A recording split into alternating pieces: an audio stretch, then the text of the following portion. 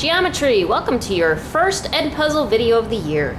Identify points, lines, and planes. So what we're going to do is talk about how you name them. So if I'm asking questions about a certain part in a drawing, you'll be able to know what I'm talking about.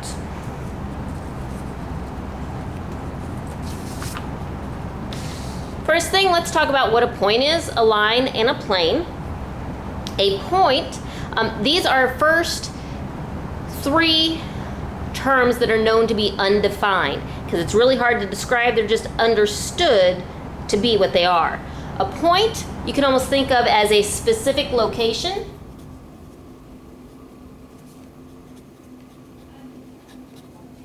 So it's a specific location, very possibly in space, anywhere. It does not have any measure, no size.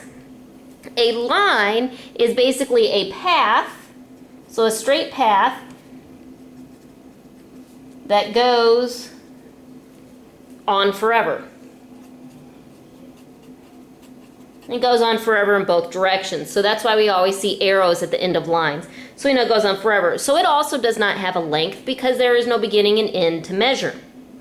A plane, and not like a plane that flies in the sky, an airplane. Plane we're talking about is a geometric plane, a flat surface.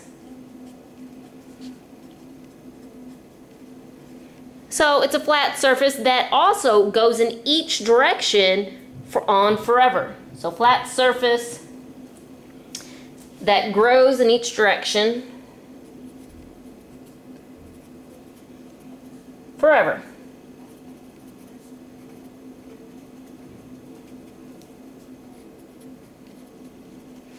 So now that you know our most basic terms in geometry, let's talk about how do we name these different things. Let's first start with a point. A point, you're always going to see a dot and a letter by it. The only other way that you will not see a dot by the letter is if you have two lines or segments intersecting, and that intersection would be the point. All you have to do is name it by a capital letter that is written by the point, so this would be called just point A, just always with a capital letter. Next thing is a line. Notice that we have arrows at both ends of this line. There are two different ways you could name it. You can name 2 points on the line and draw a line with arrows above them. Please remember that a point always has a dot by it. The letter that does not have a dot by it is not a point. That letter right there that does not have the point represents how you could name the line with one letter. So, first thing you're going to do, you're going to draw basically a line, and the 2 letters on this line are GH. You could also call it line HG, or just write down the word line and then use the lowercase cursive letter of M. 3 different ways you could name this same line. Next shape we're going to talk about is a segment. A segment does have length because it has a beginning and an end. So the way you name it, it's just the same as a line. You use the beginning and the end, but you don't have any arrows because there's a beginning and an end. So it's like the end point, so you just draw a line and then be LM or line ML. 2 different ways to name the same line. Next one is how do you name a plane? First, I want you to notice when we draw a plane, it's represented by a parallelogram. So anytime you see a parallelogram or you see a 3-dimensional object, all the flat sides would be your planes. A couple different ways you can name this, like there was a line. Name by a capital cursive letter, and you're always going to find it in the corner. So to name this plane, we could just write down the word plane. And since it's a capital cursive M, I'll put capital cursive N. Then you can also name it using 3, very important 3, non-collinear points. So again, I've talked about how we can tear apart these words. Non-collinear, we know non means not. And then you look at we'll talk about in just a minute, and also the word linear. If you look at that, the linear has the word line. So it's not on a line. So 3 points not on a line.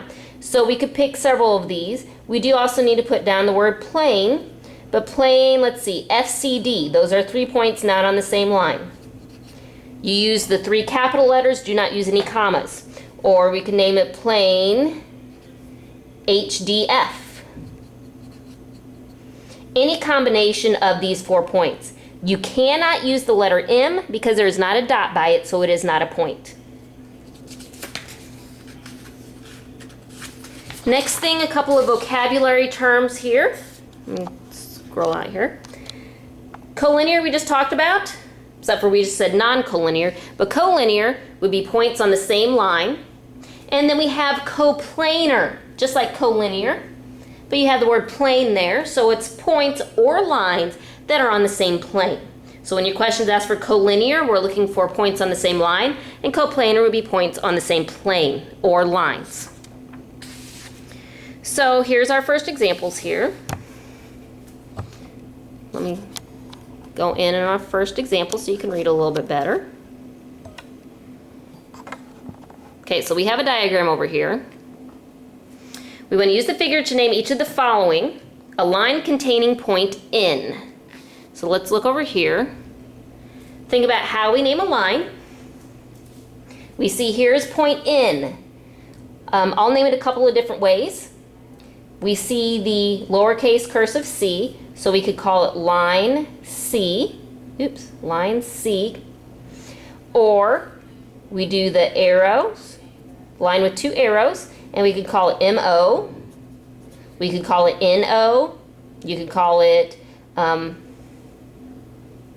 call it anything with a C. So MN, NO, OM, any of those would work. B here says we want to name a plane containing point P. So we're naming this plane, and we'll again go through a couple different ways to name it. First, the easy one, you can use the capital cursive letter up there, so in this case it's plane A, or you can use 3 letters. Please remember, they must be non-collinear. So if they're non-collinear, we could name it plane, we could go MNP, you could go NOP, MOP. Again, you cannot use C because there's not a dot there, so it is not a point.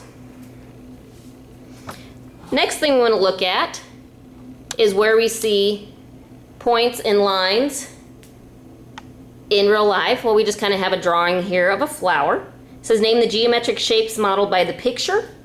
Well, we can look at, we have the center of the flower would be point A. So we have point A equals the center. And then since there's a dot there and it ends here, we have AC. AC is a segment, so that's your stem.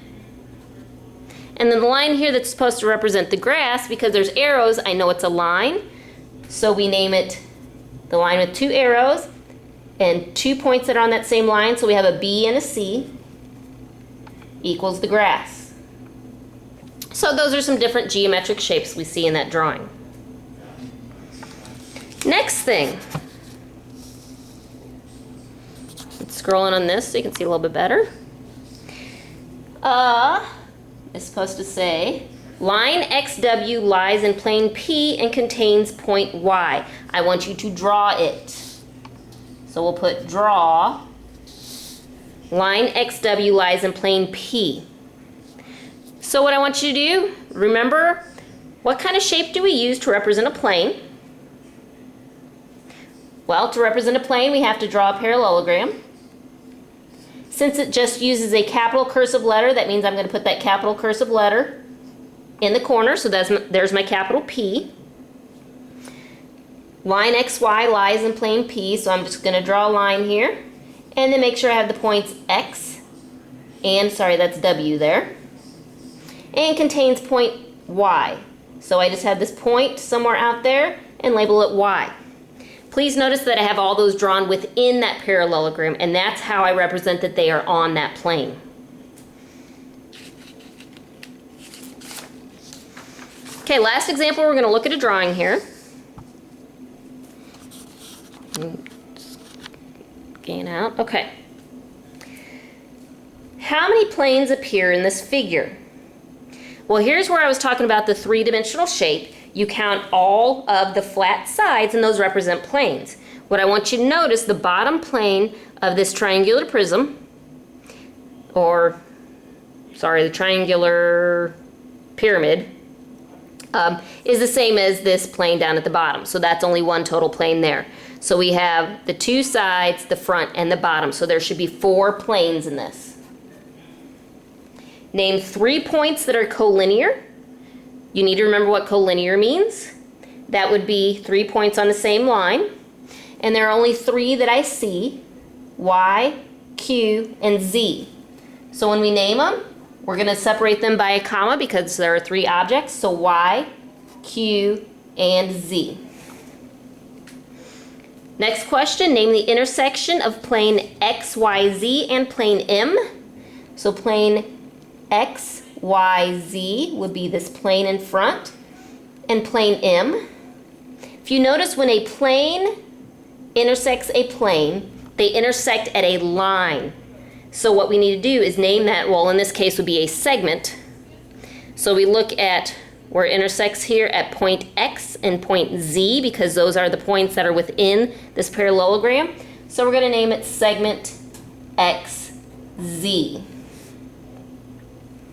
The last question, at what point do, and this is supposed to say line PR and line TZ intersect? So PR and TZ, at what point do they intersect? Well, they will intersect eventually, probably, but it does not show that in this drawing. So because we don't see it, we're just going to say they do not intersect. Or we'll just put not a point. So, because when you have 2 lines intersect, they intersect at a point. And that's all for the lesson. See you tomorrow.